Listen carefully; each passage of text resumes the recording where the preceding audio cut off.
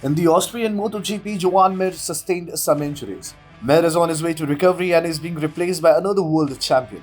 MotoGP world champion Danilo Petrucci, who was out of the race for a while, now is set to make a return at the upcoming Thailand MotoGP this week.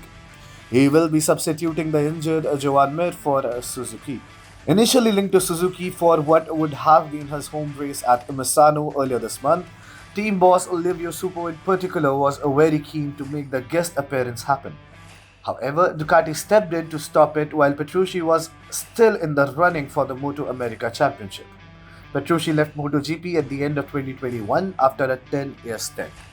Earlier, Petrucci was alleged to jumpstart his race at Barber Motorsports Park, for which he was penalized. But soon the air cleared out and he was straight for the podium. All these controversies have acted as a doorway for Petrucci to enter the MotoGP once again. It occurs as Mir fights off the wound he received while he high-sided on the first lap of the Red Bull Ring last month.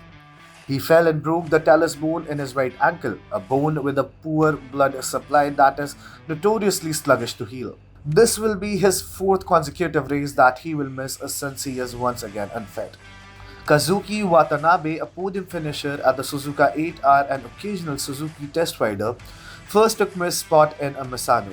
Mir then tried to ride at Aragon but was forced to retire. When a technical issue with his GSX-RR caused the race to finish in a dramatic flame at home last weekend in Japan, Suzuki's other test rider Takuya Suda was elevated from wildcard to stand-in. Well, after struggling with finding a suitable substitute for Joan Mir, it seems Suzuki has finally found someone they were looking for.